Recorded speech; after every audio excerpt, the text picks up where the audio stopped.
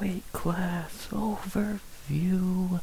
This time we are done with the male fighters, and now we're on to our final three weight classes, beginning with the smallest of them all, the strawweights, going into 2026.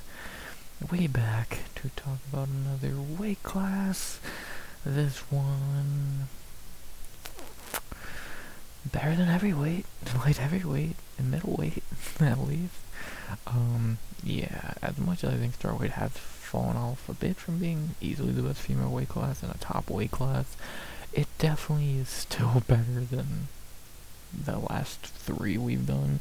I would say easily the best weight class we've done since welterweight. Obviously, it's not welterweight's level. I would say it's closer to flyweight. But it could be the fifth best weight class in UFC. It's fine. Actually, more unranked fighter than I thought. I think there's 30. I want to say something along that lines. Yeah, not. Is there the most amount of talent? No, but is it terrible? Like, just comparing to another female weight class, is it women's bantamweight bad? No, not at all. Probably better than flyweight, maybe. Women's flyweight, that is, which we'll talk about tomorrow. It's fine. Strawweight and flyweight, women's wise, are both very fine. They're like, if I have to think the most mid-weight classes right now, it's those two in men's flyweight. They're the bridge from the shittiest weight classes, heavyweight and women's bantamweight, and the big four, bantamweight, featherweight, lightweight, and welterweight.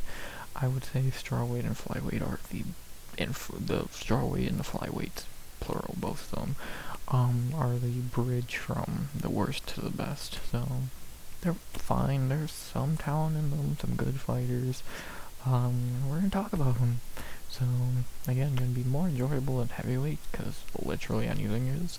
And yeah, I'm excited. I'm gonna imagine these last three probably get the lowest views, but fuck it.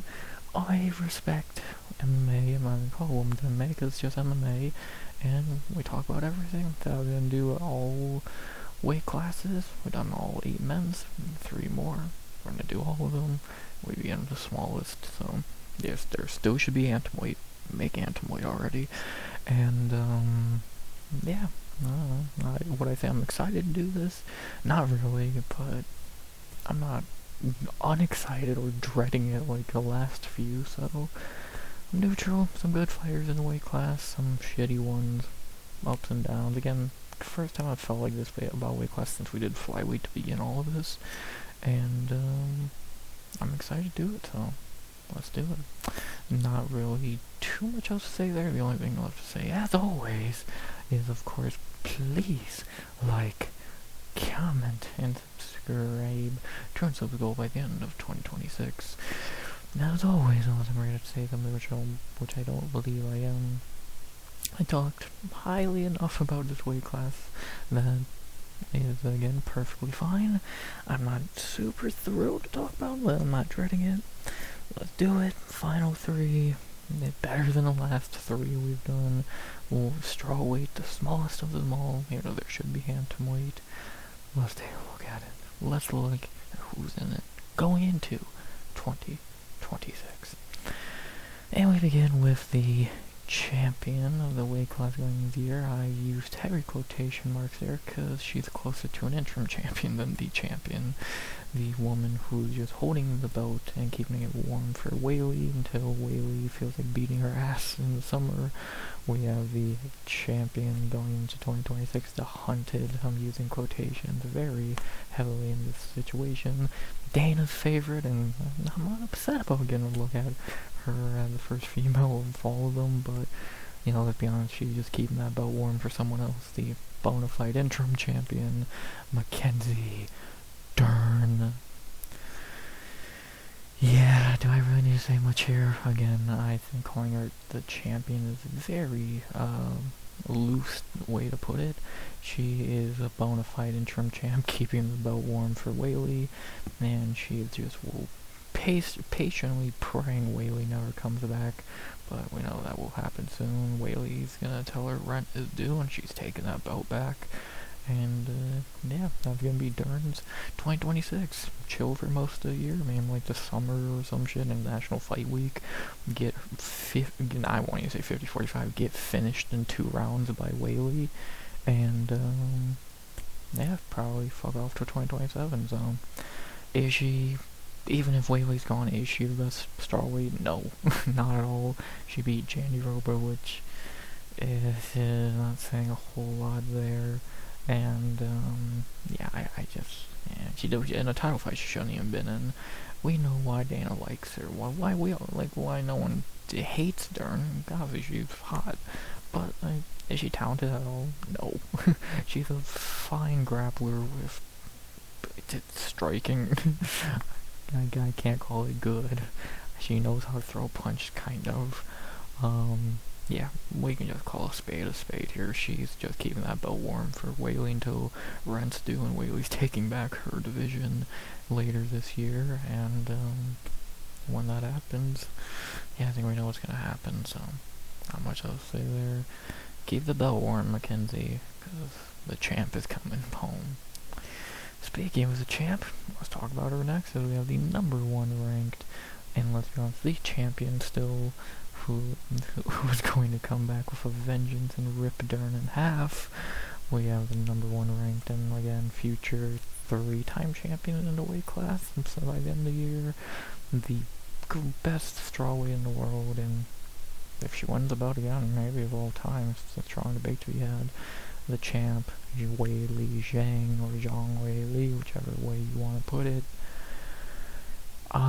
Yeah, until she retires, she's gonna be the best fighter in this weight class, and I've seen no other way of putting it. She already beat Tatiana, she's gonna beat Dern, beat Xiaonan, beat Lemos, probably would beat Robertson, Ricci, obviously, etc., etc. So, yeah, the Val fight didn't go good for her. She just did not look fully there, but she's gonna bounce back against Dern, finish her within 2 rounds, and take back her belt. So, pretty simple. Not really much to add there. She's still the best in the division. It's still her division, and yeah, the biggest losers of the Valentina Whaley fight is the strawweight, because they thought they were gonna have a chance to hold the belt. Nah, not really. Whaley's home, rent is due, and y'all are fucked. We know who the best in this division still is. The person who's gonna be the champion by the end of the year. Remember them? Hey, what else? You remember me? Zhang Weili. Next, we got #2 ranked, to another person who probably is a loser of that Shevchenko fight, because more than likely she was gonna fight Dern for the belt, but, you know, now she's fighting the number, like, 8th ranked or 7th ranked. We have the better member of the better half of Patchy Mix by far, the #2 ranked, kind of raw checked in her last against Whaley, and you make a case for it. The #2 ranked Tatiana Suarez. Yeah, 2025 is not a great year for Tati. She got the fight with Whaley, finally got the title shot, looked terrible in it after round 1, then fought Lemos to a very unimpressive win, now fighting Lupe Godinez, I think, on the Holloway card, am I right? I don't know, but I know that is the fight, and that's a very losable fight for her, on top of Patchy being in UFC now, who's fucking horrendous. Yeah, not a good 2025 for Tatiana. Will 2026 go better for her? Probably not. High chance she probably loses to Godinez, and we'll see where she goes from there. I was saying she probably should retire after the fucking Whaley fight, but now she's somehow active again, so... yeah, she's just not gotten better outside of just a very dominant grappler, and Whaley was able to survive and beat that. Lupe will probably be able to. Lemos almost did. Is Tatiana one of the better fighters in this division? Yes. To be honest, would I have picked her to beat Dern? Probably not. But she's one-dimensional. If the division was deeper, more talent-rich, Tatiana would be like #9 or 10 ranked, more than likely. But this division is as shallow as it is at times, and let's be honest, Xiaonan and Lemos are pretty easy fighters to beat, especially with the style that Tatiana has. No shocker that she's one of the better fighters in the division, number 2 ranked, and if she beats Godinez, we'll see. I don't see them doing a Whaley rematch, but who knows? She's the biggest Mackenzie Dern fan when that fight comes around, but by that point she might have already lost to Godinez, so, see what happens. I just think Tatiana's title hopes are gone, kind of been exposed for the good but one-dimensional fighter that she is. Still better striking than Patchy, and just better than Patchy, and yeah, we'll see. Maybe she can bounce back and look good in 26 and beat Godinez and all that. I doubt it, but we'll see. Not really much else to say. Kind of far checked last year. Maybe it was just a bad year for her. We'll see. I'll give a trigger warning or jump scare warning, whatever you want to say now, for this next one. So if you don't want to be frightened, click away now. Next we have the number 3 ranked, someone else who just got a fight booked. Jesus Christ. Raul Rosas himself, and actually, this Inferno's much better than Rosas. We have the number 3 ranked former title challenger, Verna Jandiroba. Yeah, God, she's ugly. I'm calling Raul Rosas, we all do, and she's levels better than Raul will ever be. But outside of that, yeah, Verna's hype train, not even hype train, but momentum's all gone. Nice winning streak, what was it, 5 in a row? Since that fucking Whaley beating? Or, since that fucking, who did she lose to last? Before, Dern? Murata, and Mackenzie. So, actually no, this is wrong. No, she won this fight. So after that Dern fight, she went on a Reboss beat her. Yeah, after that Reboss fight, went on a nice 5-fight winning streak, a lot of momentum, and then somehow looked awful against Mackenzie. Yeah, another one-dimensional fighter, very good grappler. Actually, I think she has less striking than Suarez. And, God, it's scary to think how badly Whaley would have beat her if that fight happened. She would have finished her in 3 rounds easily. Now she's gonna fight Tabitha Ricci, that was booked earlier today. I'm picking Ricci to win that, to be honest.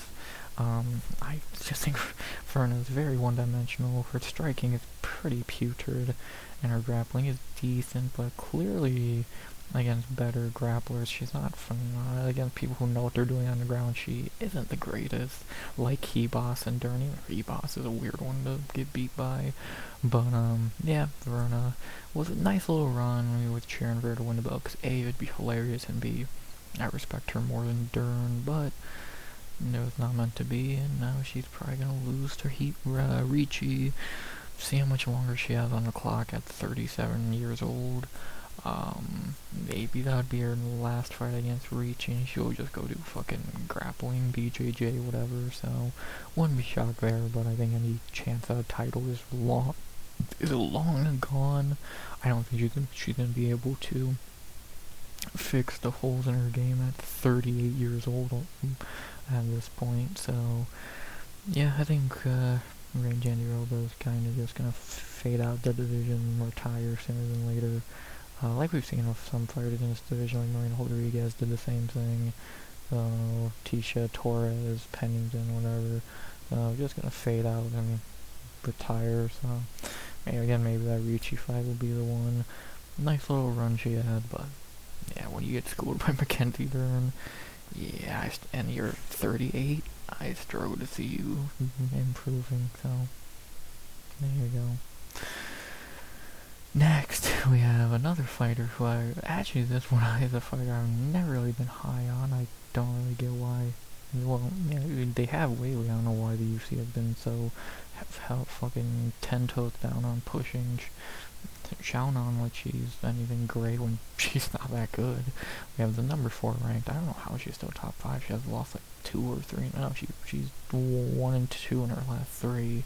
We have the number 4 ranked other Chinese female in the division. I kind of almost feel bad for you got Whaley and then, oh yeah, Xiaonan. she got brutalized by Whaley. We have the number 4 ranked Yan Xiaonan. I've never been that high on Xiaonan ever since, and I've been this way, like, not been this way, that's a weird way to phrase it, but I've kind of not been high on Xiaonan ever since Esparza brutalized her in the Apex a couple years ago. Ever since this fight, I was like, yeah, she's not great. Marina beat her in a close fight. She beat Dern somehow. That fight was putrid. Kind of a bad stoppage against Andrade. Really didn't deserve a title shot. Got beat up by Whaley. Got finished in round 1 if Jason Herzog wasn't a garbage ref. Beat Ricci pretty easily in a bad fight, and then Jandiroba grappled her to death. She's old in her own. I think she's like 38. I don't know, she's 36, but yeah, very old. Yeah, and feel bad for her that, like, she's been this top, like, Chinese star in the division, and she's not even the biggest one. So, like, she's had a good career, been top ranked for a while, but her weaknesses are so fucking clear now. Like, I know, and she trains with Team Alpha Male, I believe, with Faber and all that, and she's never really got good at grappling. Outside of that Dern fight, I can't, this is a really weird tattoo. At 36, with a fighting style that's very beatable if you can grapple, I think she's gonna kind of fade out the division as well. I'm more than likely, I would say she should get fed to Jillian Robertson if she beats Lemos, and I wouldn't be shocked that would be close to the end of Xiaonan. Like, she's not the worst. Like, in a kickboxing match, it's gonna be hard to beat her. Very few could. We saw how, again, that Ricci fight, she embarrassed Ricci. But if you know how to do basic grappling, like, you're gonna beat her easily.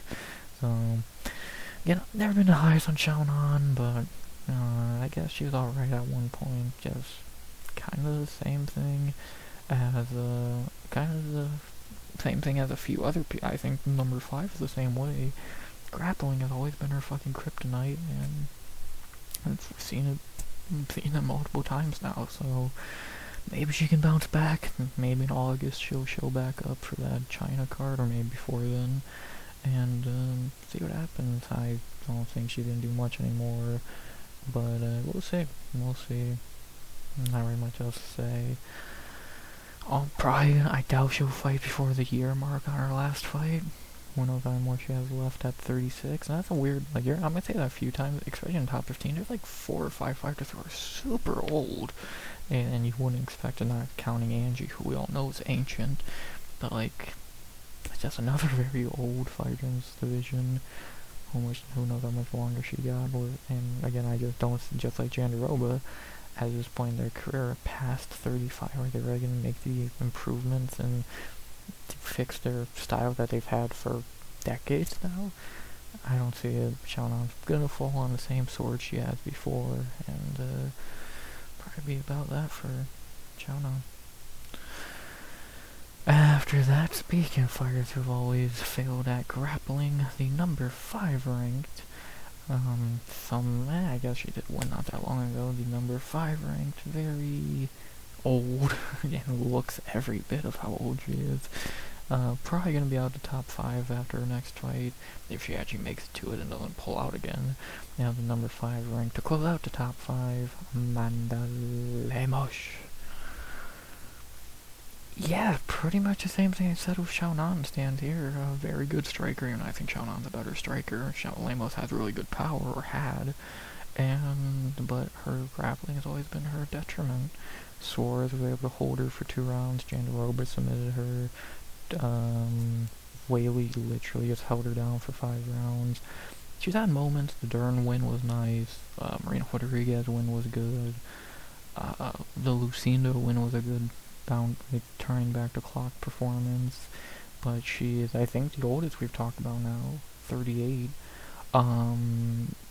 Yeah, gonna fight Jillian Robertson. I'll try to again in March. That's gonna be an 99% chance.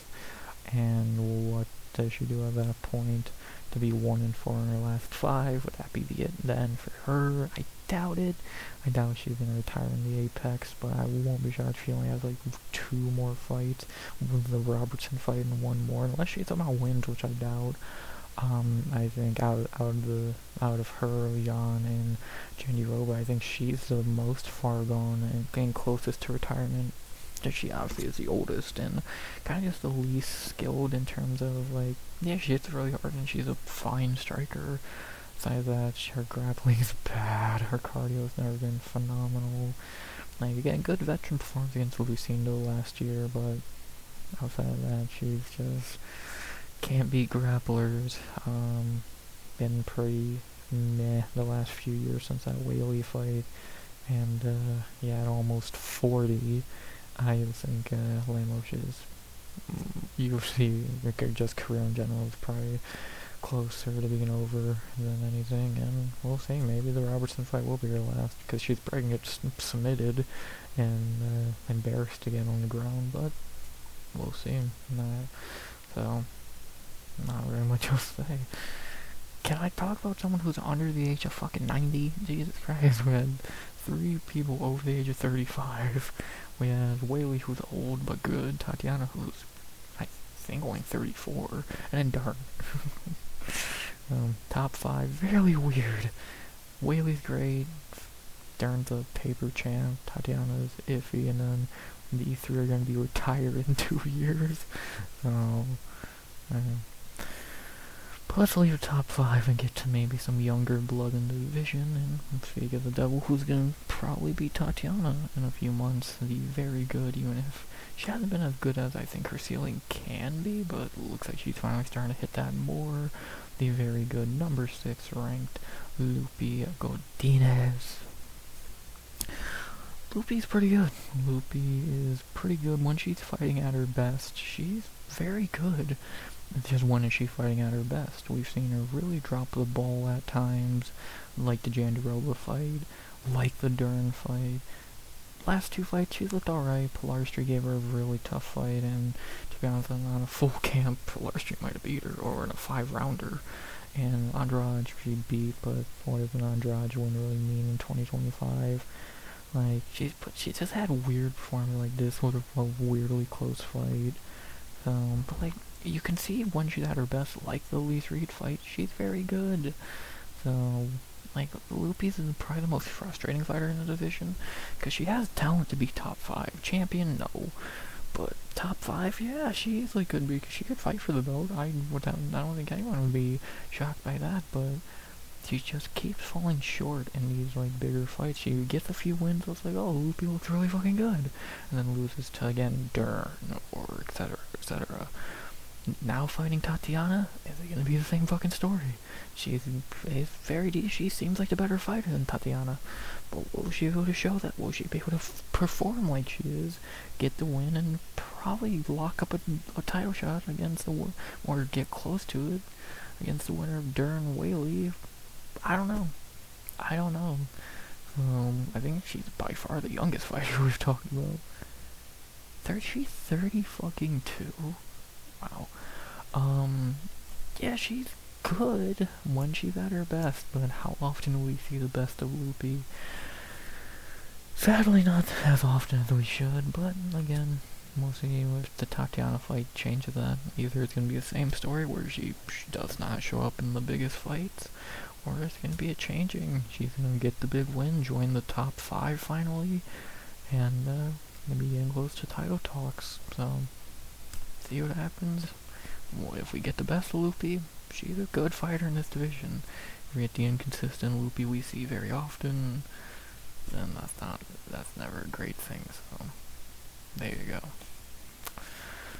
Next, speaking of young blood in this division, the young blood we thought was gonna be something in this division, but yeah, the last few fights have not been great for her. We have the very young, I think the youngest in the top 15 by like probably 15 years, the kind of, yeah, not completely fraud checked, my kind of disappointing prospect we all had hope for, the number 7 ranked Asmin Lucindo. Lucindo's another one where it's like, we expected better, but I guess I'm not too shocked by the fraud checking. Like, obviously I remember that crazy debut against Haragi, fucking won a nice winning streak. She was looking good here. And then that Marina fight was kinda worrying with how she looked. And then Lemos beat her grappling. She looked subpar against Angie. I guess that's just Angie. With match 5 Robertson were pulled out, and now we see how she comes back in 2026. Very young, 23 years old. Could she get better and be what we thought she was going to be? Possibility. But I'm worried after you've had two pretty, I would say three very lackluster performances in a row now. Like, the Hill one, fine. The Lamos one is like, really? Marina, okay, I guess. I think Lucindo could be looking much better in these fights, and with how she's looked lately, just like you asked me, do I think she beats Godinez? No. Suarez, no. Robertson, no. Like, maybe she could beat Xiaonan. Maybe she'd beat Jandaroba. Like, those are debatable fights, and it's just it's as simple as either she was just not ready for all of the ranking opportunities, or she's just not that good.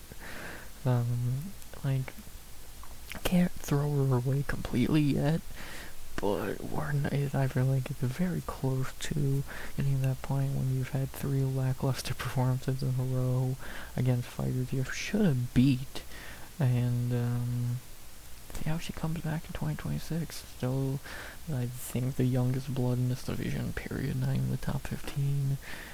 Had potential, not shown it lately. See if she can show it again in 2026. Or does she kind of continue to fade into the fraud club?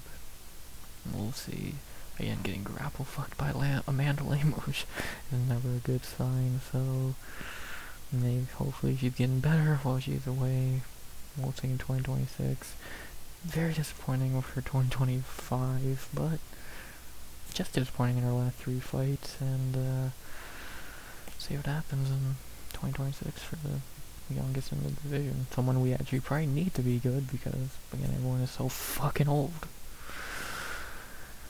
Next, speaking of fighters who have had higher ceilings, like kind of closed in on them over time, but I would say this fighter's kind of getting their opportunity and not hype, but I would say potential back.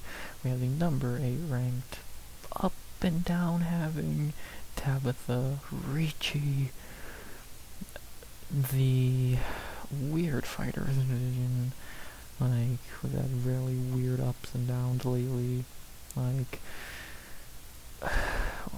dating that Callum Walsh idiot. You know Dana's gonna try and push her. But another fighter who I just think kind of looked weird in her last couple fights. Like Robertson, that went of age phenomenally. And then Godinez didn't look great there. Pennington, I thought she lost. Hill, she could have lost. Looked embarrassing versus Xiaonan. And then beat Ricci, or beat Hibas. I mean, we're up and down lately now, booked against Jandiroba in a fight. I will pick her to win. I could easily see her just not showing up and losing. I believe she's another younger fighter, 30, younger in terms of this division, fuck. We'll see. I think, like, if she has good as the Godinez, obviously not. I think she's better than Lucindo, but yeah, I think her ceiling is, still not the highest. She's not terrible. Her striking is still pretty subpar, even for dating a fucking boxer. Grappling's decent. During clinch work, obviously looked really good against Hibas. Again, should probably beat Jandiroba, but we'll see. Yeah, kind of really has benefited from decisions going her way, because she could have easily lost 3 in a row. And, but now she's fighting the number 3 ranked and could be in the top 5 by the middle of next year, so we'll see. Again, Dana does want to push her because she's saying that Callum Walsh idiot that he loves, and maybe this finally reaches time to jump in the top 5 as well. Her and Godinez both jumping in, sending Lemos, Suarez, and fucking Robertson, Ricci, and Godinez hopping in the top 5, tossing out Lemos, Suarez, and Jandiroba.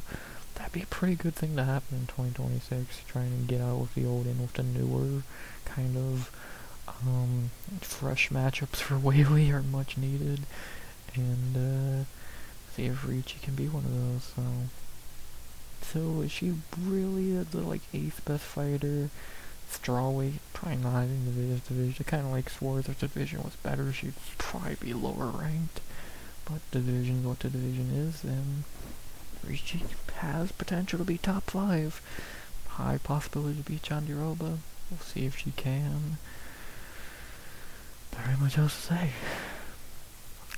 Next, we have someone who I guess is almost divisionless because she fights everywhere, but she's gonna stay at Strawweight now. And back to the old fighters in the division. Even I think she's only like 32. We have the legend, BMF of the women's weight classes. That a fighter that never has a bad fight, but have not been winning many of them lately either.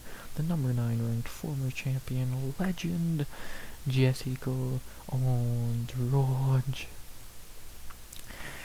Yeah, Andrade has had better days in her career, or just runs in her career. This fucking move up and down of the fucking division does not went great for her. It's actually been, this fucking up and down streak has kind of been going for a while now.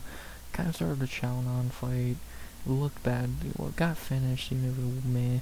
Then Tatiana beat her, they looked good against Dern, looked pretty ass against Marina, Natalia and Jazz beat her easily, Godinez beat her pretty soundly, and now she's on a 3-fight skid.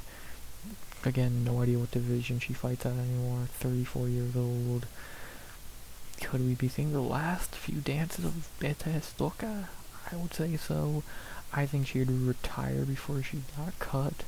And another loss would probably make that decision a lot louder for her. Like, she is still decent. She still can beat worse fighters, but she just ran to a stretch of fighting very good fighters back to back to back. And, yeah, I just getting unlucky in that regard. We'll see how she looks in the next one. Again, another bad L, and you'd really have to start considering retirement. Or, again, maybe you cut her. It'd feel weird to cut Andrade, because she's, again, a legend of the female weight classes. But when it's time, and it looks like Andrade's clock is very much close to being over. We'll see. She always finds a way to bounce back right when it matters, it would seem. So, and plus she's probably being a step down in competition more than likely in this next one. So, high possibility she wins, but who knows? Again, even with that, at most I'd say Andrade has 5 to 6 fights left, and I think even that might be pushing it a bit. She's still fine, but it's, again, time is very much ticking for Beta Stoka, and let's see how much longer the legend has. Not really too much else to say there. Maybe 2026 is her last year. Would be a gigantic retirement for this division. See what happens. Next, we have, I think a fighter who could be the second best fighter in the division at the moment. With Whaley back, and another fighter on a hot streak right now, about to be joining the top 5 as well in a few months. We have the very good, the best Canadian fighter in the UFC, which doesn't say a lot. The number 10 ranked, probably should be higher ranked and will be soon, Julian Robertson. Good old Joe Rob on a nice streak right now of, 4 in a row? Yeah, 4 in a row. Not the greatest wins, but, wins. Retired Marina Rodriguez, beat Pinheiro, etc. Now fighting Lemos in a few months. Should win that. Joining the top 5. She's decent. She's very decent. Again, one of the better fighters in the division. 30 years old. In my opinion, should have been in that fight against Jandiroba more than Dern, but whatever. She's good. She's very good. I think she could easily be fighting for a title sooner than later. Do I think she beats Whaley? No. But I think she will definitely be in that conversation after beating Lemos. And she's good. I'm happy the UFC is giving her a jump up into the top 10, because long overdue. And yeah, really, the best Canadian fighter, because first you got the Jourdain brothers, and I don't even know who else, so, yeah, see how far she can go, one against Lemos, she's in top 5, or get her another step close to the title, and we'll see if she's fighting for the belt in 2025, or in 2026, I mean, very high possibility, I would say, if not 2027, more than likely. And again, I truly believe there's a world where she is the second best strawweight behind Whaley at the moment. I've not seen anything to really prove that wrong. I think she's better than pretty much everyone we've talked about above her, outside of obviously Whaley. I think she's much better than Dern, but we'll see. If they can beat Lemos, get to the top 5, and go from there. Fighter who I think could really shake up the division like she slowly has. One or two more wins, title shot, very possible, more than deserved. Next, now we're kind of getting to the very washed section of the division, beginning with the number 11 ranked fighter. I forgot was even in the division, but I've heard, speaking of people who had bad 2025s, 2 L's, not great. We have the number 11 ranked, another fighter out there at the end of their road, Amanda Hebos. Yeah, Hebos at the end of her road, it would seem. She had some nice runs, but she's throwing 32, but she looks washed. Like, her last few fights have been really bad for her. Like, the Araujo win, no one remembers. Barber lost it. The Luana Pinheiro win was nice, but ever since then, just haven't won a fight since November 23, so over 2 years. 3 L's in a row, and looked terrible in all of them. Looked awful against Rose, looked awful against McKenzie, and got finished by Ricci. And again, what a bad 2025 year. You're the first main event of the year, and you get submitted, and then later you get your fucking orbital bone smashed in or whatever. So, yeah, not a great 2025 for her. And I don't think 2026 is going to be much better. I think they should feed her to an unranked fighter, like a Piero Rodriguez or something like that, or maybe even a Fatima Klein. I know she's ranked, but something like that. I think she's done. I won't be shocked if she's out the rankings of the UFC come 2027. She's had her days. She had a few moments like the fucking Page win and all that, but it seems like there's as many bad moments as good in the career of Hebos. The Marino loss. So, I don't know. Not really, like, how is she gonna recover from that fucking face break against Hichi? So, yeah, I think Hebos is just done in this division, especially being a top ranked fighter, and unless she comes back for fucking vengeance, I think more than likely her run in the UFC, or at least in top 15, will be done in 2026. Would not be shocked to see her get cut, and would be a pretty nice addition to PFL or whatever. So go be the face of Invicta. Fuck it. Are they even still in business? Either way, I just think Hebos's run is done. Not much else to say there. But then we have at number 12 a fighter who could really be the future of this division, and she's looking every bit of it. The fighter who might be taking that crown from Whaley, maybe not literally, but figuratively, very soon, as the best in the division. We have the number 12 ranked, scarily good strawweight, Fatima Klein.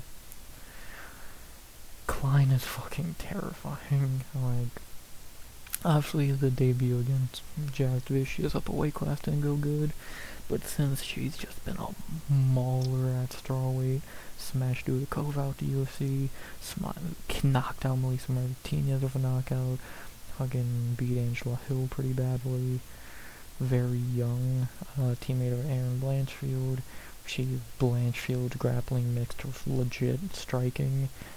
She's good. She's scarily good, and she's another one who when I say I think it's a fighter to watch in this division, Klein could be that. By 2027, will not be shocked if he's fighting for the belt or in the top 5. I think she's gonna really wreck some shit in 2026, just like she did in 2025. She's good. She's very good, very young, and yeah, well, I really think she could be taking that crown as the next dominant champion in this division after Whaley. She seems better than everyone. She's what Earn should have been. Again, Blanchard grappling with legit striking. The team was good, and Strawweight has a problem on their hands. I think it's a matter of time till she's one of the best in the division. Y'all got a problem. Good luck. Next, we have another kind of a prospect, even though it's kind of been a fighter who we've seen have ups and downs and just have not really been the best at times in UFC. You know, yeah, she's a prospect, kind of, but overall I think she's just not the greatest. We have a number 13 ranked Denise Gomes. Gomes is okay. She's fine. Nothing spectacular. Not on the level of fucking Klein, which I know is a high bar, but still, she's had some underwhelming performances. But you know, overall, she's been very good lately. 4 in a row. Beat one or more up a weight class. Carolina, Lise Reed. Kind of looked bad against Pennington. That was a debatable win, but you know. She's fine, she has really good power. Besides that, her striking selection is not the greatest. Her cardio's haven't really seen much grappling. She's fine. I don't know. I really don't think she's gonna do much in this division at all. I think she's already probably hit her ceiling of being like 13, maybe 11 ranked at most, but I'll tell you that, I just really struggle to see Denise going much farther than that. I just don't really see the skills there at the moment that could put her over Fatima, Robertson, even Ricci and Godinez. She's fine. I'm not trying to shit on her, but I'm being honest. Maybe she can look good against those higher level names. She didn't look great against Pennington, and see how she looks in 2026. Again, where Carol Host has been able to be a long time ranked fighter. That's her girlfriend, so she's gonna learn tips on how to be ranked forever. But yeah, we'll see how long she can go till she has to fight one of the bigger names, and we really get to see how good she is. Not on the level of prospect as Fatima, not bad, but again, I just really struggle to really see her being in the combo of one of the better names in the division when I just don't see it. So maybe it's just me. I don't know. Next, we got the OG of the division, another legend in different ways of than Andrade, but again, a legend in her own way, I would probably say. We have the number 14 ranked, the OG of OGs, another fighter who I would say could retire soon, but we know she's never going to retire. The OG herself, Angela Hill. What am I really meant to say about Angie? We know how Angie works. 40 years old. She's going to win a fight, lose some fights, beat prospects, lose to prospects. She's gonna have a really weird up and down career, and that's just how she likes it. Is still kicking at 40. Knowing her, she'll probably win her next fight, because that's what Angie does. And very much the female Neil Magny, legend, I would say for sure. And yeah, again, if they were ever to do a female BMF fight, her and Andrade would definitely be my pick. Not really much to say about Angie. Who doesn't love Angie? OG, legend, somehow gonna find a way to win her next fight. And yeah, Strawweight without Angie and Andrade would feel weird. So let's not get to that universe, shall we? What else is there to say about Angie? And then finally, we end with the number 15 ranks, the end of the top 15, and the newest member of the very good in the Rookie of the Year female-wise in 2025. Going into her sophomore year, already in the top 15. We have a number 15, Alexia Fianara. To be ending your rookie year in the top 15 is pretty good. Pretty good. Beat McCann in England, retired her. Beat Luke Boumet, which is a great win a few months ago. Yeah, she looked good. Can't really say much about Alexia. Has she really been tested yet? To an extent against Luma, but she was able to look pretty good there. And again, Molly McCann's a joke. So, but against who she's fought, looked fine. Again, already in top 15. Beating Luma Luke Boumet in your second fight, very impressive. And, yeah, we'll see how far she can go. Probably, I would say, prospect-wise, better than Gomes, worse than Klein. We'll see how far Alexia goes in 2026, if she can continue climbing the rankings in her sophomore year. And, yeah, not really much else to say. 2 fights in, already ranked, retired a tomato can, and beat Luma Luke Boumet. A really good rookie year. Again, female rookie of the year last year. Life looked perfectly fine so far. And, see how far she goes. Very simple. Still kind of a lot of questions yet to be answered about Alexia. See if they get answered. 2026. And there you go. Much longer than the heavyweights took. That's the top 15. It's not bad. I struggle to really point out anything bad about top 15. Yeah, there's a fighter or two who's not great or at the end of their road. But overall, you have 2 legends, some good prospects, some good fighters outside the top 5 who could be joining it soon. Some older fighters who are going to try and stick around. Whaley back. Is a decent top 15. And I'm intrigued to see what happens. Well, we already know Whaley's getting the belt back. But outside of that, I'm intrigued to see what happens. Who's going to be the next ones up to try and challenge her. Ricci, Robertson, Klein, Godinez. We'll see. We'll see. And, yeah, not really much else to say. There's some very good top 15. Easily the best one we've talked about. Probably since, fucking, featherweight? Bantamweight? And, yeah, should be an intriguing weight class in 2026. But wait, there's more. We still got 30 unranked fighters to talk about. Shall we do just that? I say we shall. Let's see who's going to be trying to chase their way into the top 15 in 2026. Already almost now, closer to 50 minutes in. Let's fucking talk about the unranked. Much more excited to do this than the heavyweights. I didn't try to skip over anyone. Oh, I didn't. So let's get to the unranked as we begin with back-to-back fighters who I think are pretty much the same fighter. We have beginning with the very tiny and not good at all, but whatever. The first unranked, not starting on a high note, Talita Alencar. Yeah, I've never been high on Alencar. She should have never been signed to begin with. I don't think she's that good. One-dimensional grappler. Never really got any. Her striking did look better against Cornelowski, but I think we can look at who that was against and kind of see why. Should be 2-2 in UFC. Again, should have lost here as well. Never been signed. Very one-dimensional grappler. Very tiny. 35 years old.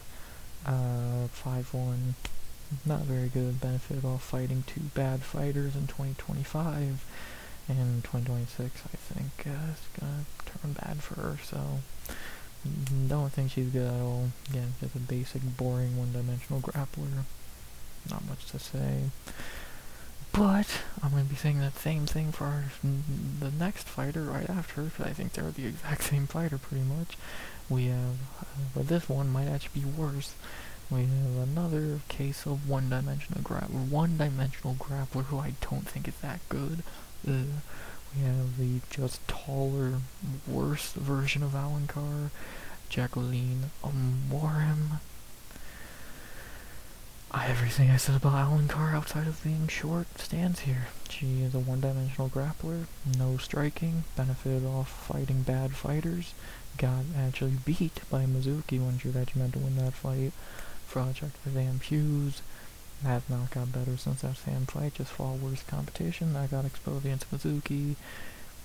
Just like Alan Carr, I think they're the exact same fighter. No striking, one-dimensional grappler, no cardio. Actually, I think Alan Carr might be a bit better at this point. Don't think either are good. Enjoy watching them lose because, again, they are so boring and one-dimensional and they don't know how to fight. So, great. And, yeah, I really enjoyed watching Mizuki beat Amorim. She's just got a taller, shittier Alan Carr, and Alan Carr's shit in her own right. They're pretty much the same fighter, and not much to say there. Very poetic that they were back-to-back from each other. There you go. Next, God, how the fuck is she on a 2-fight winning streak? I'll never know. As next we have the somehow undefeated in 2025, 2-0 in 2025, won a fight of the night bonus in the year. Again, no idea how, but sure, good for her. We have next up, much better than Amorim and Alan Carr, Alice Ardoyan. How the fuck did she go 2-0 in 2025? Oh yeah, because she fought awful fighters. And actually, I really think they're the world Alan Carr or Ardoyan should be 3-1, because that Banan fight is very debatable. Martinez beat her fees, and then apparently in 2025 she woke up feeling dangerous, beat Ryan dos Santos, and somehow the fight of the night that actually deserved it. And then beat Sanjay Ruiz. Has again benefited from fighting bad fighters? Yes. Still won? Sure. Is she that good? No, to be honest. No, she seems nice, but yeah, fighter-wise, talent-wise, yeah, I've not seen it. When Melissa Martinez kind of schools you for 15 minutes, that's not a high thing to hold your hat on. Flying again, beat Dos Santos and Ruiz, probably got robbed against Bannon. She's won 2 in a row. Good for her, man. Good for her. Again, gosh, she somehow fucks and finds her way to the top 15. It'll be the funniest thing of all time. I don't think it'll happen, but does this sport make sense? No. So who knows? And yeah, we'll see.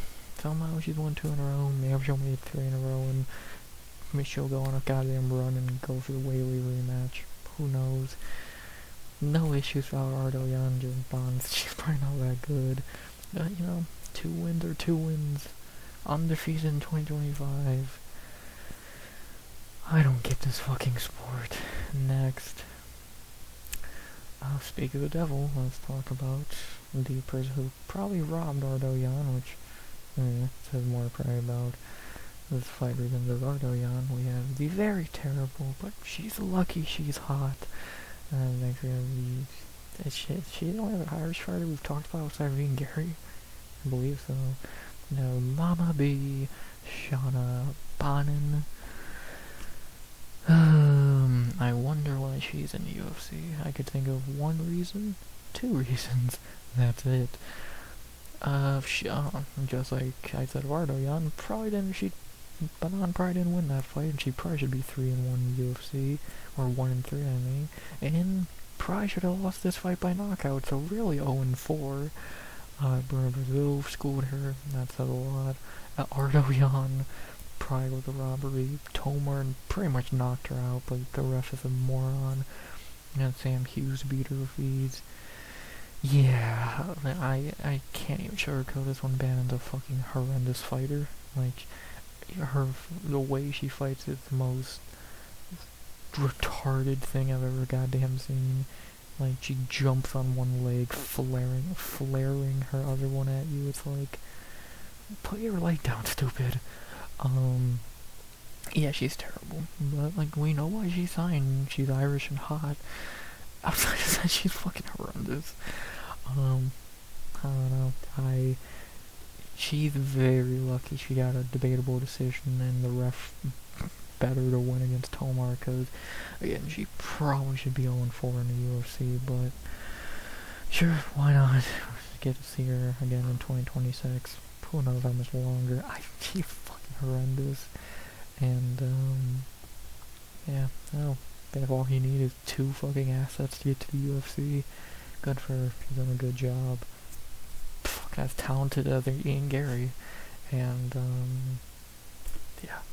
What else am I meant to say? Not the last fighter who will say is only here because, one very clear reason. At least she has 2. Next. Oh, okay, I guess we're just going in a fucking line of who beat who in their debut.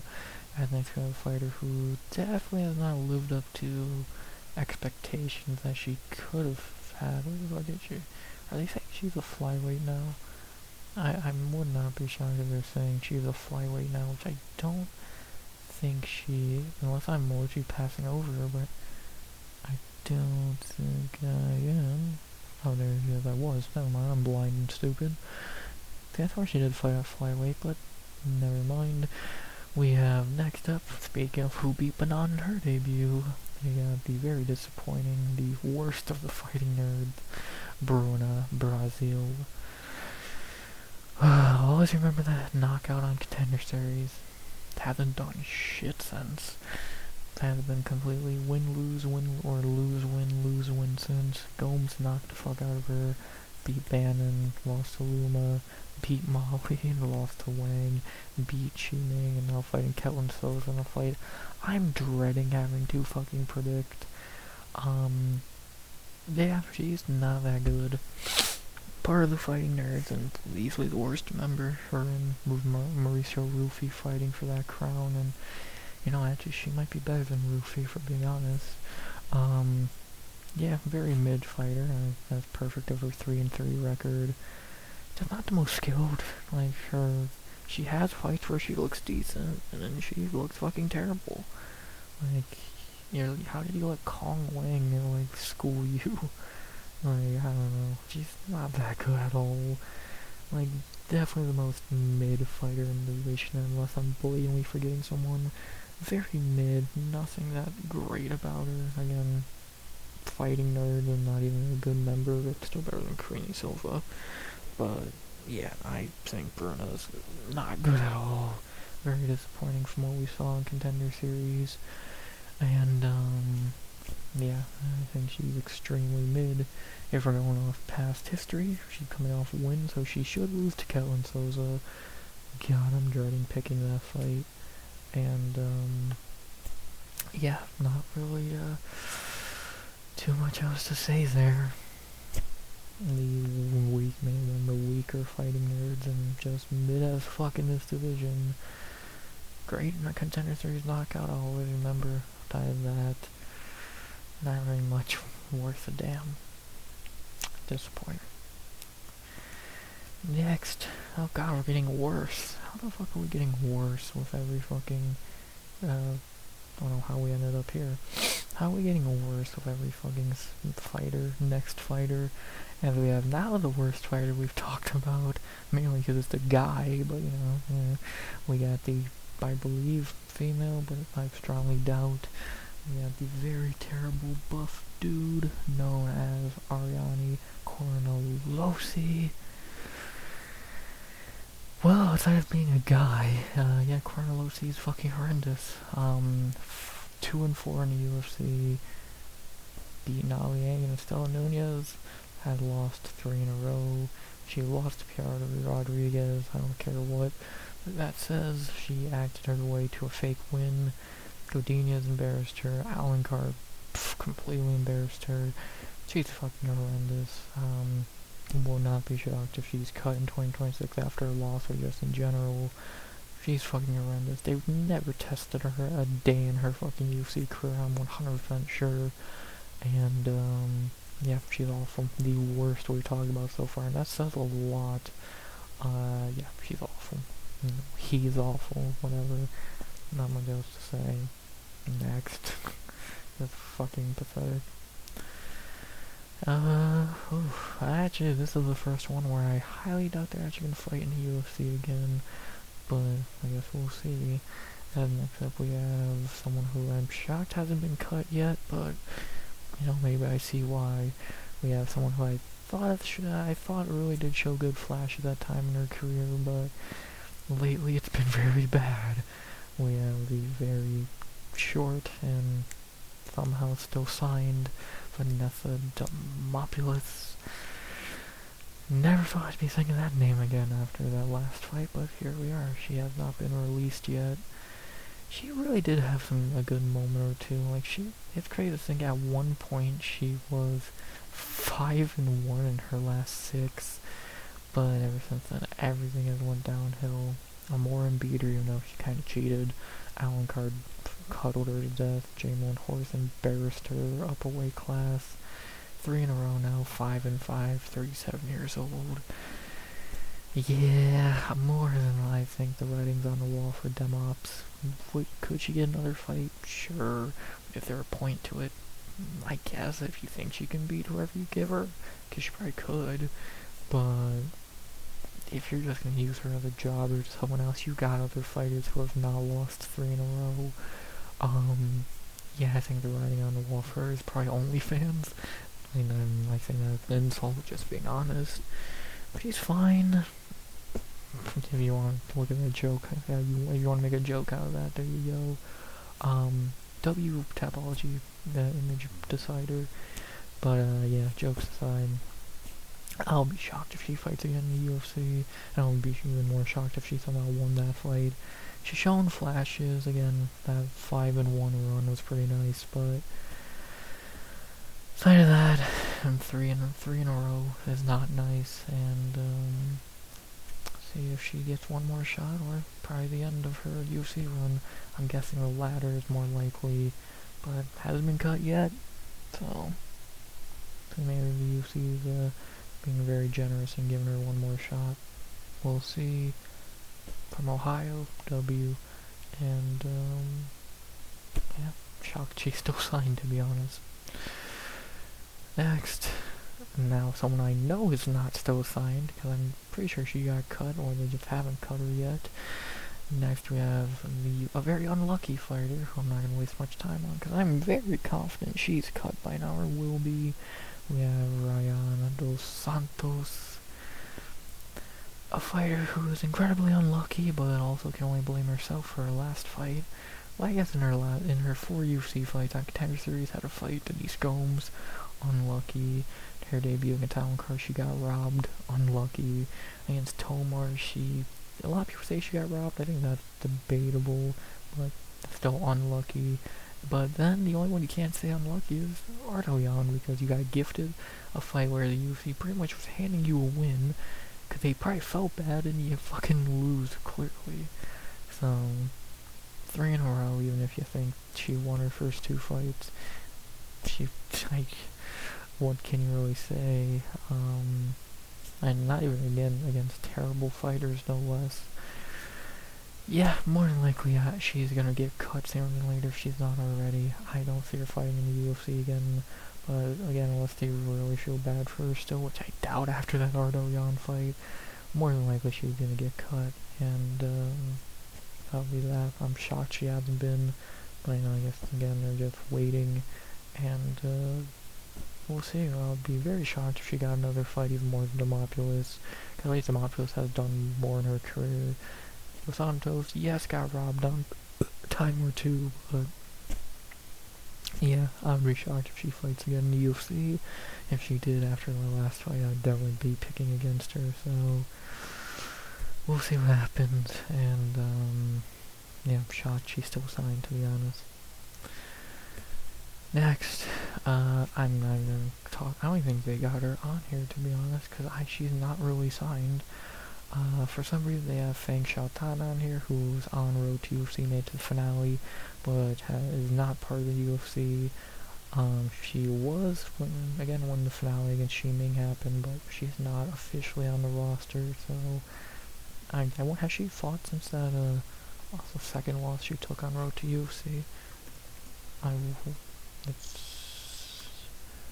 Because she just lost on road to UFC again, in a Contender Series style fight. So no, she hasn't fought. Yeah, she's not signed. They're not gonna bring her in. They wanted her definitely do think they want her to win and all that and keep her, but yeah, she's not on the roster. There's just not much to say. Next, someone who is on the roster and just is always there, it seems, at Strawweight at this point, and somehow she's won 3 in a row. We have the perennial, I said that wrong, the always, like, right outside the top 15, always there in the division, very decent Sam Hughes. Somehow she's on a 3-fight winning streak and no one can actually remember it. But yeah, Sam's had a weird UFC career, ups and downs, having the best run of her career now. Due to Kova, debatable win, but sure. Luciano, fine. Bannon looked good. Yeah, she's fine. She is the perfect, like, gatekeeper of the division to an extent. If you're a shitty prospect, you'll lose to her. If you're a decent prospect, you'll beat her. Like, well, you know, I guess Hoggley beat her and she is not a good prospect, but, you know, the system ain't perfect. Yeah, she's fine. She's just very much a decent prospect tester. Like, top 20 in the division, probably like the 18th best fighter in the division or whatever. She's fine. Yeah, again, if you're not that good, she'll beat you easily. If you're pretty decent, more than likely you'll be able to beat her pretty soundly. And, yeah, never really top 15 level, but it's not gonna lose out and get cut level. She's perfectly fine. Like, again, always gonna be there and gonna test every prospect, see if they're good or not. Pretty simple. Not much else to say. Yeah, she's like always just there. You never think of her outside when she's fighting. And, yeah, pretty simple. Next. Speak of the devil, let's talk about maybe one of the biggest failed prospects in this division, someone who has fell off horrendously since all her hype began. We have someone you probably don't even remember because you haven't fought in so long, but you probably do remember her hype train she had at one point. A failed experiment, and a very sad failed experiment that was Yasmin Haragi. Yeah, remember Yasmin? The one who won that crazy Lucindo fight, then went on to really look good against Nunez, and then everything went bad. Denise Gomes knocked her out. She beat Sam Hughes pretty easily, but, you know, eh. And then Ketlin Souza clubbed and subbed her in the sphere, and she hasn't fought since. Had 2 fights booked, and both got canned. Hasn't fought in a year and a half. Still young, 26 years old. Yeah, we've kind of seen the chinks in her armor. Her chin sucks, her striking's good, her grappling we've not really seen. But yeah, that chin is just complete glass, which is rare for a Mexican. They usually have really good chins, but she did not get the memo. Again, really good striking, but yeah, grappling we never really got to see much of. Again, a year and a half off ain't great.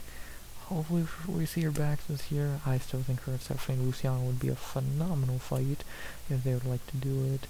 And, yeah, it's really just weird to look back on someone like Yasmin who was just a complete failed hype train. Because usually there's not many female hype trains, but Yasmin was one and she was good, man. She looked like she was going to be the next one up, but it just didn't happen. Like, Denise Gomes and fucking Ketlin Souza schooling you, and that's a little club and subbing you. Great moment, not for Yasmin, but what can you really say? He's still young, and maybe he'll bounce back and be better, but a year and a half away, failed prospect at his finest. What can you really say? It's sad to see someone who I remember Yasmin being the big hot shit in the division. And no one can even remember she's in the division. Next, well, someone you definitely remember is in the division because she's been in it since the beginning of time.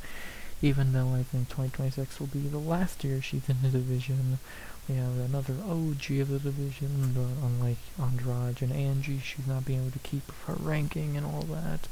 We have the OG, if you want to go on, the only Polish female you have left in this division, Karolina Kowalkiewicz. She ain't retired yet. Yeah, there's not much to say. She needs to retire. 40 years old. Another losing streak. Had a nice resurgence, but against bad fighters. Now has lost 3 in a row. God, she must fucking hate Brazilians. There's not much to say about KK. Either she just retires randomly and that's it, or she has one more fight, that's her confirmed retirement fight, and calls it quits there.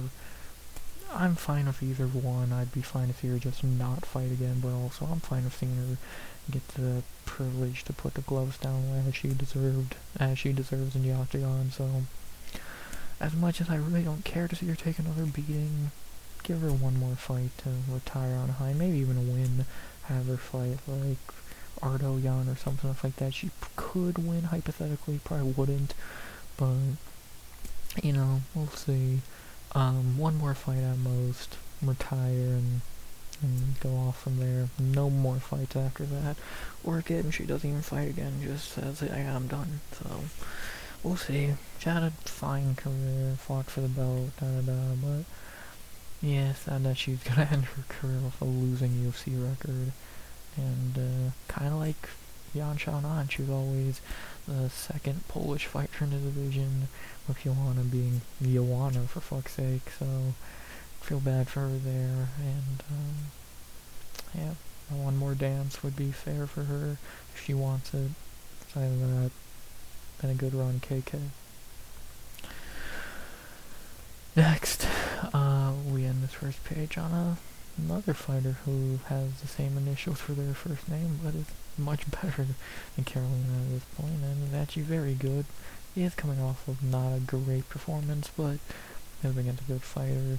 We have a fighter who I think could do a lot more in this division, or would probably be the champion of Atomweight if they had it. We have the formerly ranked, not so more, but probably like the 16th ranked fighter, for being honest, Luma Lukbume. If there was Atomweight, Luma would probably be the champion, but there's not Atomweight, so she's really tiny. And that's kind of been her whole problem. Every time she fights with these bigger grapplers, like Godinez and Fianara, she's just not being able to win. But, you know, unlucky there. Again, make Atomweight already. Yeah, Bloom is really good. Again, I would say she's easily like the 16th, or unless I'm forgetting someone, like maybe 17th if I'm blanking on the name, but probably 16th best fighter in the division. She's very good. And again, with Atomweight, she'd be one of the best. And she is still a really good fighter in this division, even being as undersized as she is. But again, we've seen with that undersized comes tough fights that she would win if it was a more fair fight. But, you know, just with no Atomweight, she's kind of just thrown into the deep end and asked and told to fucking figure it out. So, that's kind of unfair and bullshit, but what can you really do? Feel for Luma, but she'll bounce back. She's very good. Not active, which kind of sucks, but she's very good. And, yeah, hopefully she can get back in top 15, even with the disadvantages that she has. She's very decent. I'm gonna just say, probably the best unranked strawweight. And now we go for the first time down a page. Unlike heavyweight, there's actually more than fucking one set of pages. But let's begin with another decent prospect in the division. Maybe not great, but an intriguing prospect nonetheless. We have the decent looking so far Stephanie Luciano. Yeah, Luciano's had a weird run so far. That dumbass draw in Contender Series that she clearly won, then beat Alan Carr in the rematch, lost to Hughes, and then beat Oliveira. She's decent. She's a very solid kickboxer. Not the greatest. I don't look at her as top 15 level, but top 20, sure. She'd be like probably number 20. She's decent. Haven't seen a whole, like, her 2 wins are from the worst fighters possible. And then that very close loss to Sam Hughes, which happens. Yeah, we'll see if she can go on a little streak now. Again, very good kickboxer. Not seen enough to really say she's like a top tier prospect or future top 15, but she's not terrible. She's perfectly fine, and yeah, probably like the 19th or 20th best fighter in the division. Not much to say. Intrigued to see more of her against better competition. That's not, again, cans like Alan Carr and fucking Oliveira, and see how she looks. Decent kickboxer. Intrigued to see how far she can go. 26 years old, very young. Not much to say. Haven't seen enough to really make a strong opinion yet.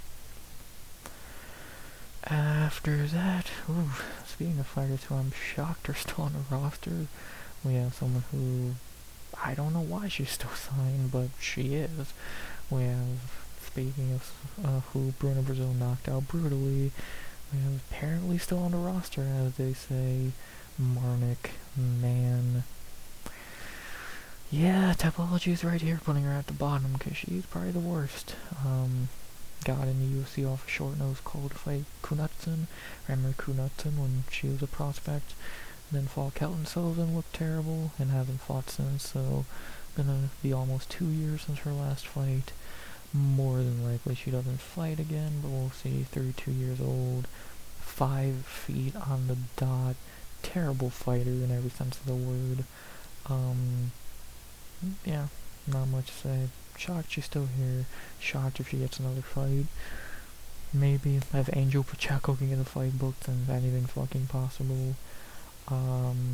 Yeah, we'll see if we see her one more time, take one more quick L, or if she gets cut. Again, Montserrat Ruiz got fucking 4 fights to lose, so anything's possible.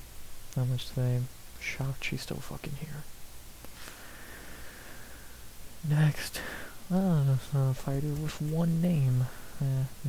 Well, her last name is Inouye. No, not related to the boxer, but I guess they're only gonna call her by the one name, which, fine, I don't know, anyone gives a shit.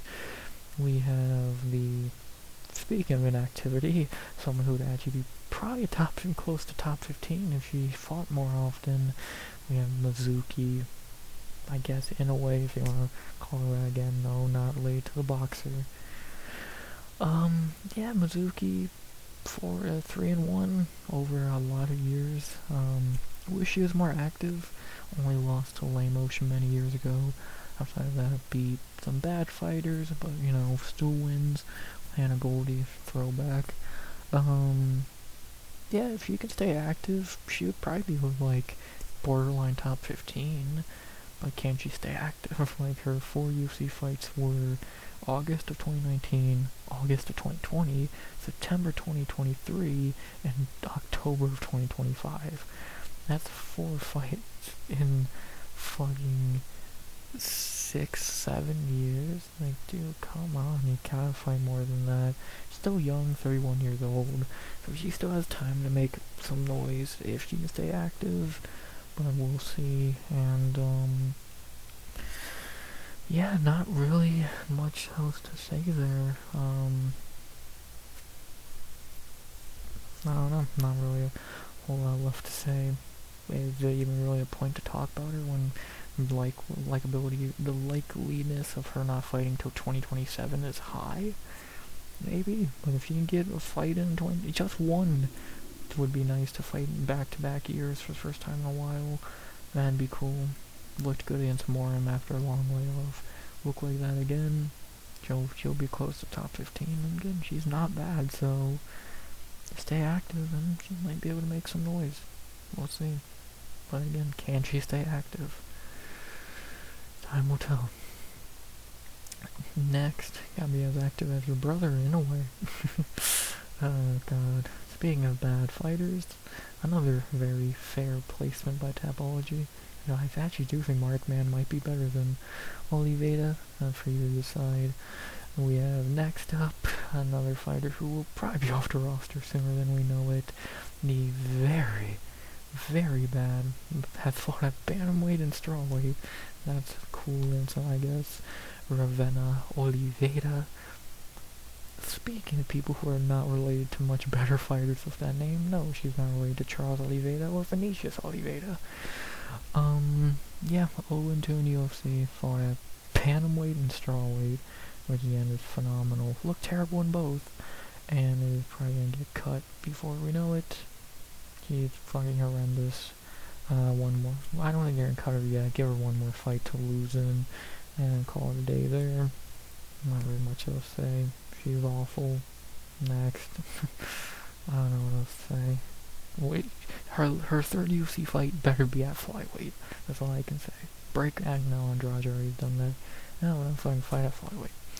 Take an LF. Let's see which weight class you look the worst.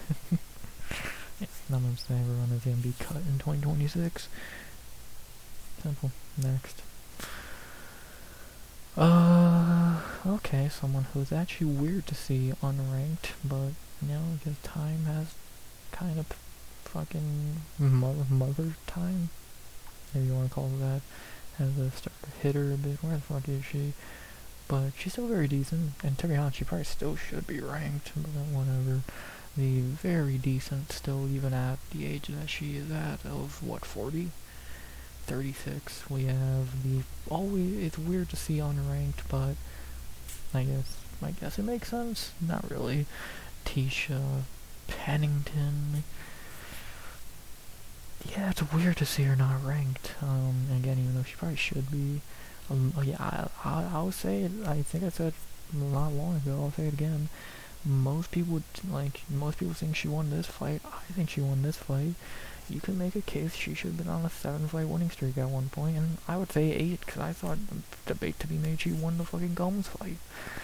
So, she's still good. She's still very good, still top 15 level fighter, but she is talking about retirement and is more than likely going to retire maybe one more fight. We'll see, but I won't be shocked if she just doesn't fight again. She's a parent now. She probably doesn't really care to go through another training camp. Got Raquel still fighting for a little bit longer. They've made money.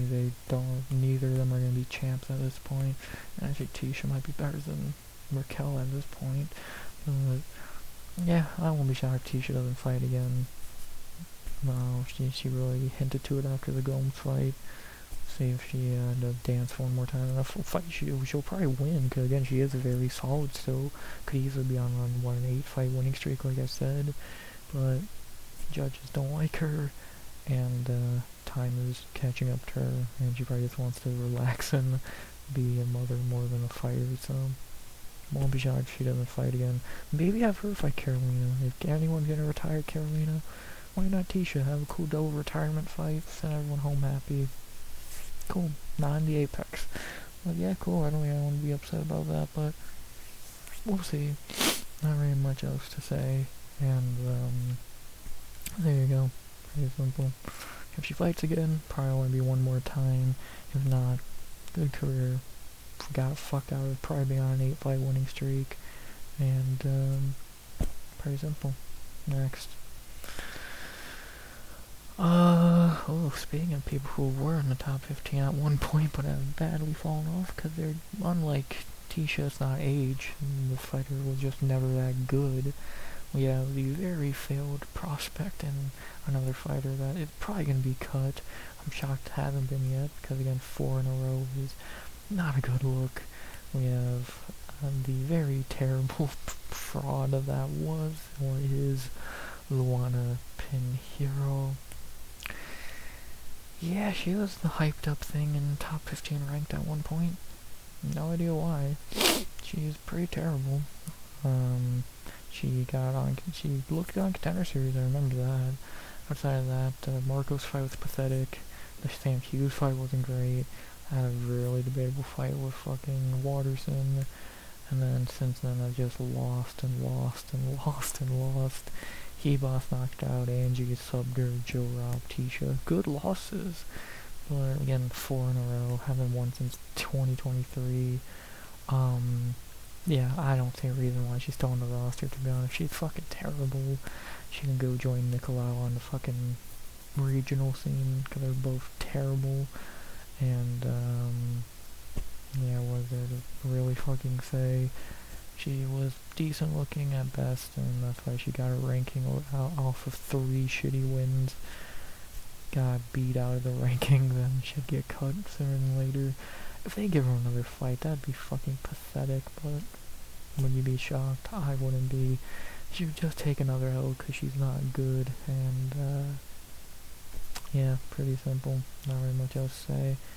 She's not good, and sooner or later she'll be joining Nicolau on the fucking job market, looking fucking PFO or whatever. Not much else to say there. Next, oh boy, my favorite strawweight, the future champ. Fuck you, I'm right. My favorite strawweight, my top 3 favorite fighters going into 2026. The very exciting Psycho, again one of my favorites, and my favorite strawweight and female fighter who actually fights at a consistent rate. In case you only to just get a fight booked, which is awesome. But the only one of my only fighters in 2025 who actually won a fight. Yeah, my favorite strawweight, Julia Pilastri. I love Julia Pilastri. She's so fucking good, and she's really entertaining as well. 2-2 in UFC is not a great look, but she looked good in most of the fights. Knudsen was not her best showing, that's a debatable decision. McKenna, that was a clear 30-27. Godinez, again, on a full camp or a 5-rounder, she would have finished her. And then Carolina, I predicted a round 3 knockout. Yeah, Pilastri is good. They're definitely top 20 in the division. Not on the level of Luke Blume, I would say, at least right now, but I think she can be. I think if Pilastri continues to get better, she could be top 15 easily. She's really good, very good cardio, good striker. Again, Psycho is a fair nickname, because she'll just walk you down like a Terminator. Grappling is definitely her weak point, but she can get through it. She needs to improve it. It's just the nicest way I can put it. And, yeah, my, I would say 3rd favorite fighter behind Casey and O'Malley. Hopefully, she gets a fight booked too, since those 2 have fights booked, and, can't wait to see her fight again. Won't be shocked if she ends the year in the top 15 or around that. I could see her fighting Angela Hill, to be honest. She's very good, very exciting, and yeah, one of my faves. So she's gonna fucking lose or miss weight or some shit. So, but no, I really do like Pilastri, and excited to see her in 2026. Hopefully get 2 wins, and the year in top 15, and go from there. Not very much else to say. One of my favorite fighters, which is definitely the worst curse you can have, and not very much else to say there. One of my faves, and definitely the first head I'm gonna put in the thumbnail, and that fucking 7 fighter thing I do for these. What else can I say? So she's come for that belt. Next, God, someone who cannot be farther away from the belt if they tried. Not gonna waste much time here on this tomato can, who has just been cannon fodder her whole UFC career. The very terrible, again, jobber. She kind of like a fucking Lucas Bresky type, but maybe she's not that terrible, but yeah, she's pretty much just cannon fodder to better fighters. We have Elise Reed.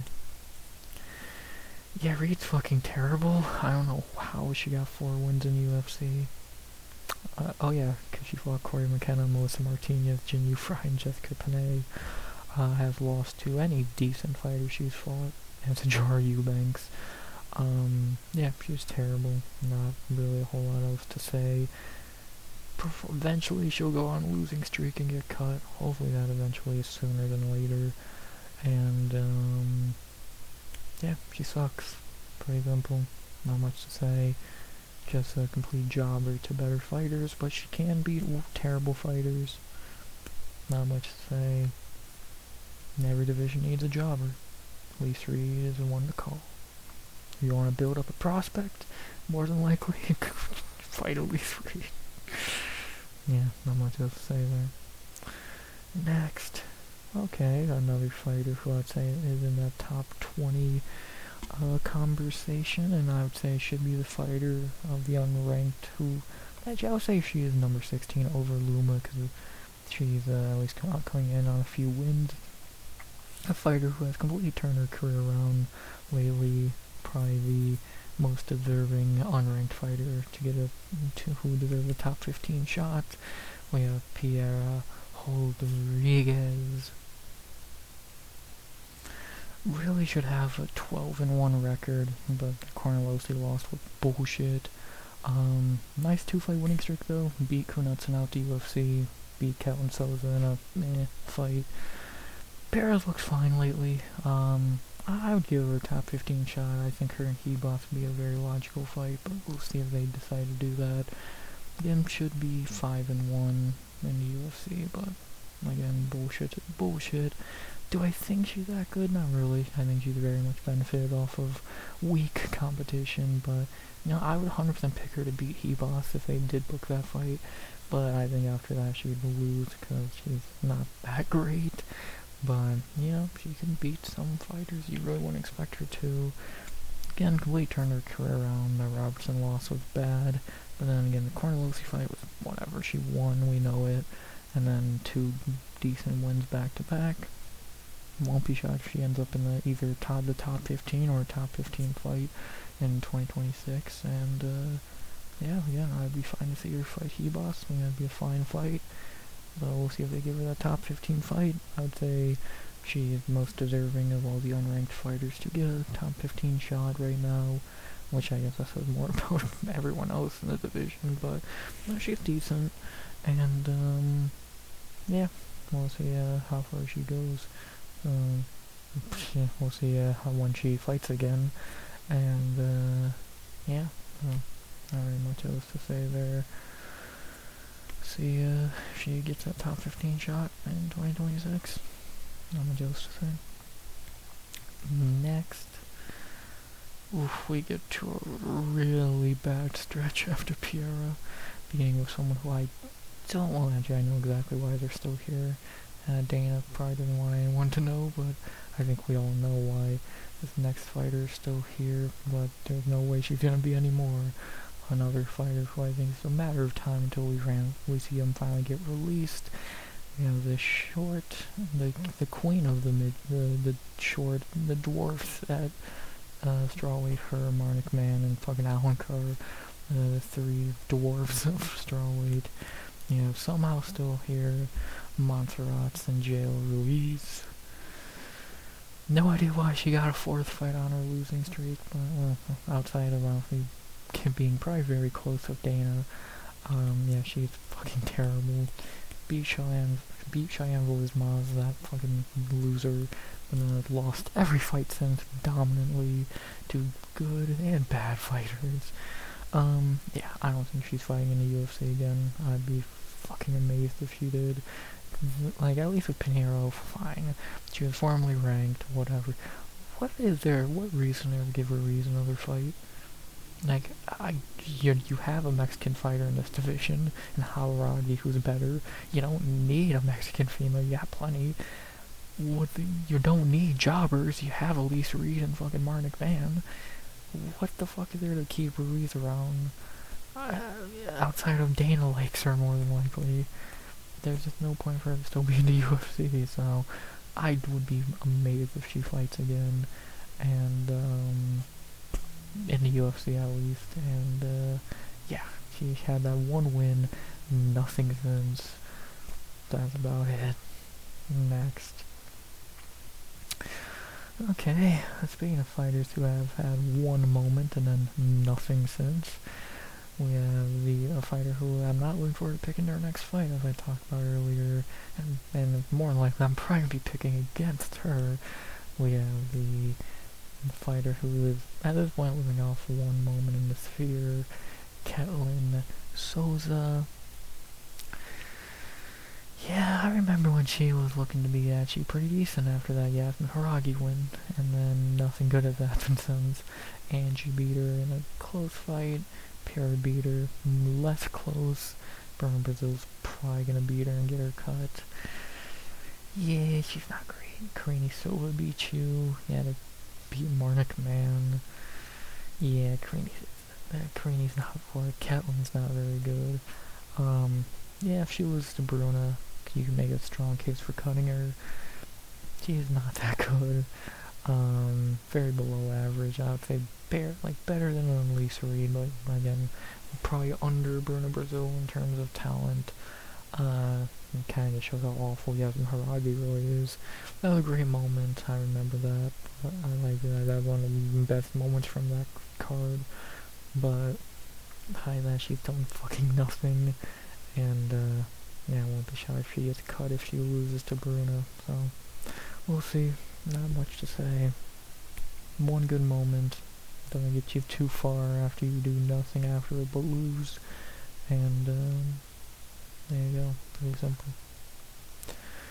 Next. Oh, Jesus fucking Christ. Hey, well, let me be nice. We have a history maker right here. This woman right here made history as the first Indian to ever win a UFC fight. But, yeah, she's fucking horrendous. And the first ever Indian to accidentally win a fight. No, it's not Anchan Jubilee. We have Pooja Tomar. This is your best fighter, India. We're very sorry. Yeah, she's not good. Not good at all. Even though she should be 2-1 UFC. Yeah, I think she kind of got fucked over against Shauna Bannon. Because, yeah, the ref should have stopped it, but, you know, whatever. Yeah, she's pretty terrible. Dos Santos win was debatable. And, yeah, I don't think she'll get cut in 2026. I don't think she'll fight enough to get cut. But I think by the end of 2027 she'll be gone. She's not very good at all. So, again, good for her being a history maker to get the first ever Indian win in the UFC. You ain't no Anchan Jubilee, of course, but you know. Yeah, she's not very good. We all know the Indian, no offense, but we can be honest, the Indian fighters are the fucking worst. But their best fighter, if you look at it, you want to look at it in the logical way, would be Pooja Tomar of all time. So, yeah, I better move on before they fucking. Let's move on before they actually let that point sink in. So, history maker Pooja Tomar should be 2-0. There you go. Next, she's still here. This bitch is still on the fucking roster. Okay, we can talk about her. Female who's only the person only has like maybe 2 memorable moments their whole fucking career. We have someone who I did not even know was still on the roster, but you know, I guess only anything paying that good at the moment. We have, I'm shocked she's still here, Baliana Viana. Yeah, I don't know how she's still on the roster when her 2 career highlights are the Jin Yu Fry knockout and being Vox Pereira for like 5 minutes and being the... Is she higher than Nina? She's hotter than Cortez, that's not even a debate. Yeah, that's her fucking career highlight, being hot. Like, that's the only thing about it. And this picture's not a good one for that idea, but you know what I mean. Yeah, without that, she's a dog shit fighter, 4-7. 2-3 fight losing streaks in there to some awful fighters.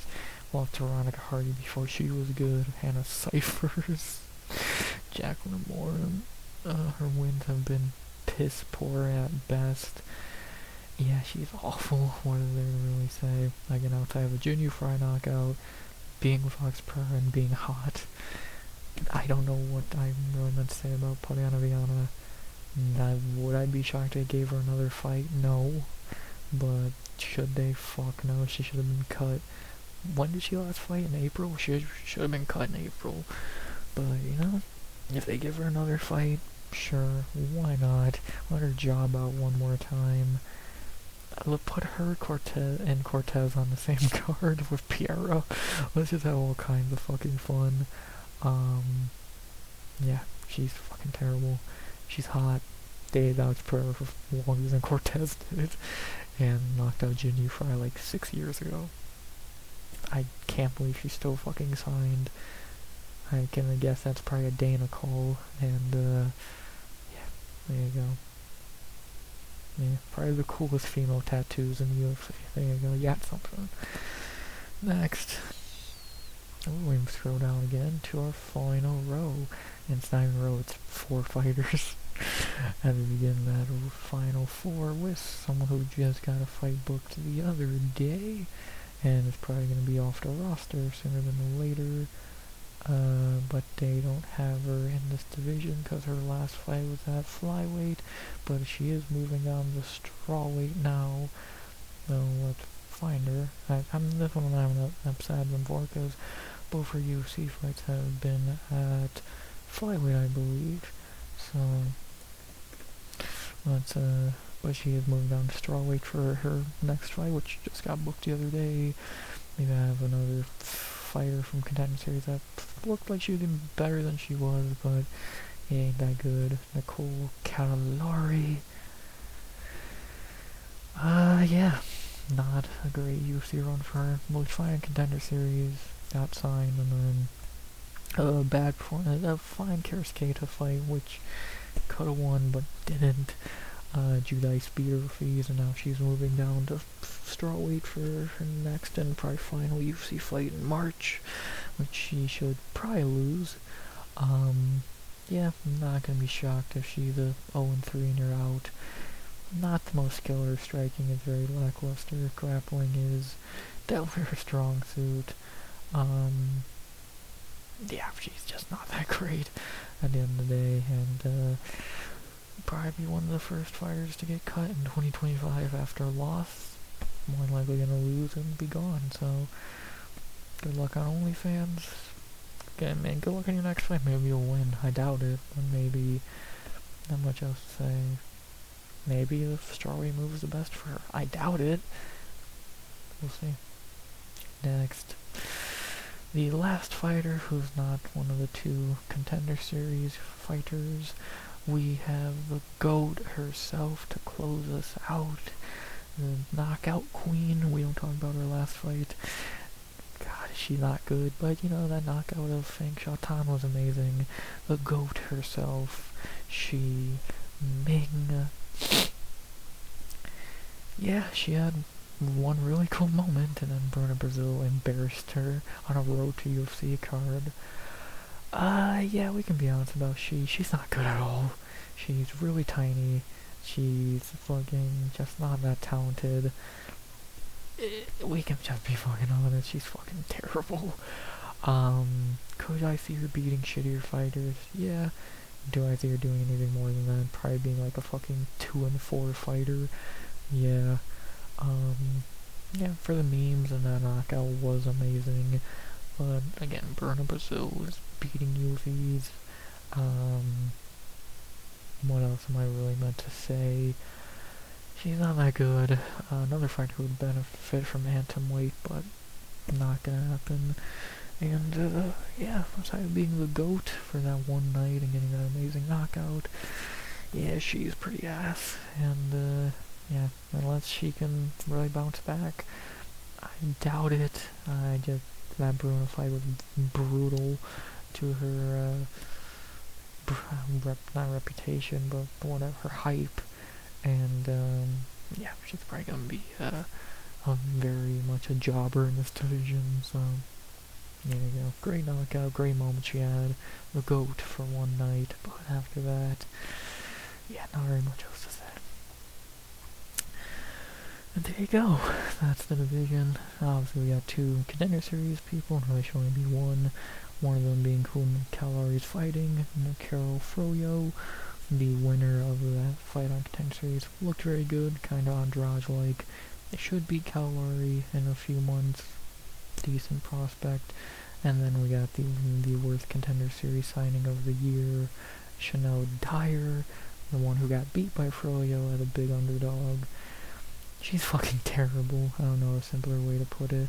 I can't wait to see her lose. Even though she shouldn't be in the UFC, excited to see her lose in the UFC because she's fucking awful. Shouldn't have been signed. The worst Contender Series signing of the season because she got fucking 29-27 or whatever.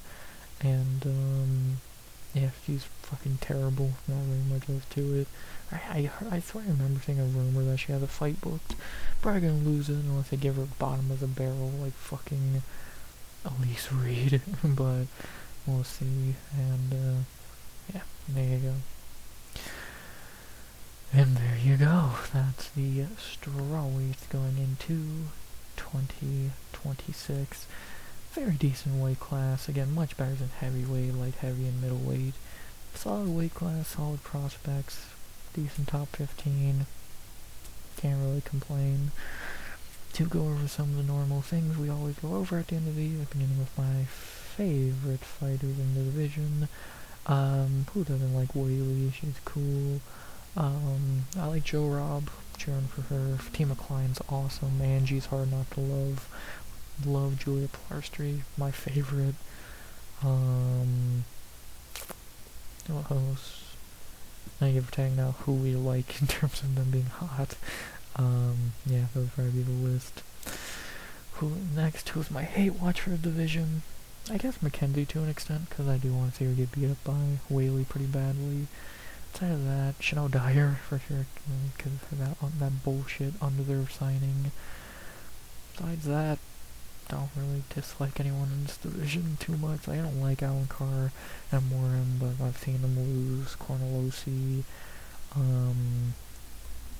so nothing new there. Who do I think are the best prospects in the division and all that? Who to watch? I'll start with the unranked, because I think if you're ranked, it's kind of hard to call you a prospect. I would say it's only like one or two, really. Luciano, I guess, is an interesting prospect. Luma's proven to be pretty decent.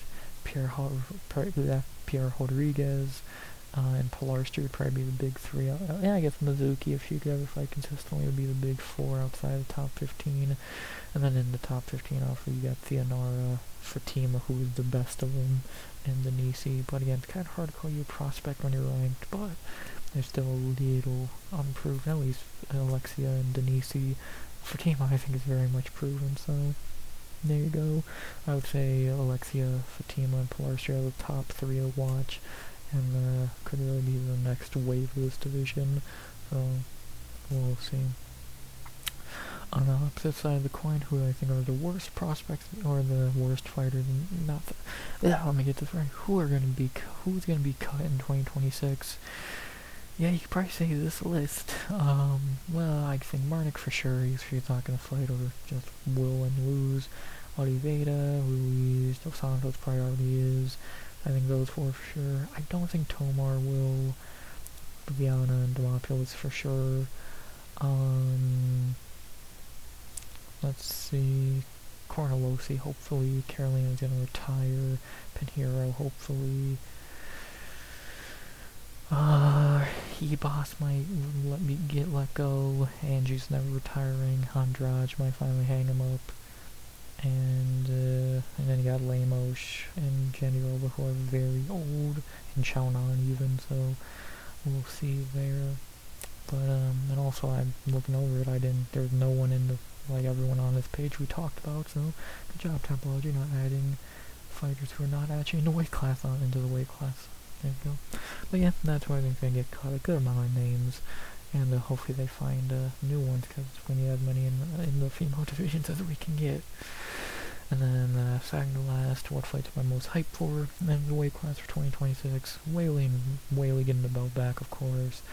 Suarez and Godinez is interesting. Ricci and Jandiroba is interesting. Very excited for Robertson and Lemos. See Robertson get that top 5 spot. Always excited to see Andrade and Angie. Of course, Pilarstri. Carolina getting a retirement fight would be cool to see. Aside of that, I don't really give a fuck. So there you go. And lastly, as always, we ended by asking, will the champion right now be champion by the end of the year? That being Mackenzie Dern, quote. And I think this might be one of the easier ones outside of guys like Tom and Pierre, who we already know is not going to have the belt for other reasons. If you're just talking about losing the belt fair and square, no, Mackenzie ain't going to be champ. She's going to get murdered by Whaley in the summer, and that'll be the end of her reign, and we're going to end 2026 the same way we end most years at Strawweight, with Whaley being champion, and she'll hold that belt as long as she fucking feels like, so not very much else to say there. But there you go.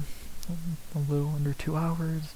I actually really enjoyed the for some of it. I actually enjoyed this since like actually because I did like it lightweight and welterweight, but they were so fucking long. It was almost hard to enjoy them. I actually really enjoyed doing this. I thought this was very fun. I could give the females some spotlight, the good ones at least, the shit ones. I don't mind calling them shit. And yeah, anything's better than heavyweight, so that probably played a big factor. But yeah, there you go. Not really too much else to say.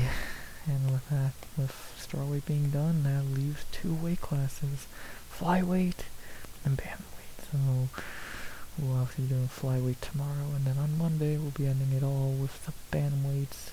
Kind of a shit note to end on, but at least we get the strawweights and flyweights to lead into that. And yeah, should be fun to do flyweights tomorrow. About as good as strawweight, maybe a little weaker in the unranked category, but we'll see. We'll get to see.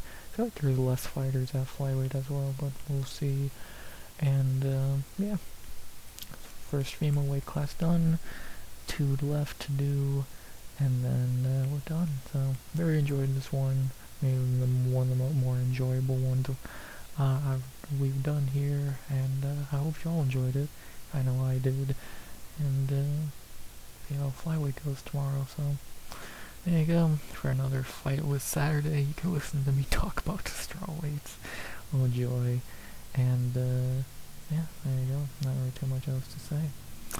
With that being said, the only thing really left saying is, as always, I hope you enjoyed the video. Please like, comment, subscribe, turn subs, goal by the end of 2025, or 2026.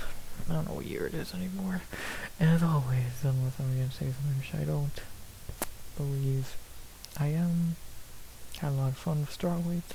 Let's see what the female flies have for us tomorrow. And that being said, unless I'm forgetting something,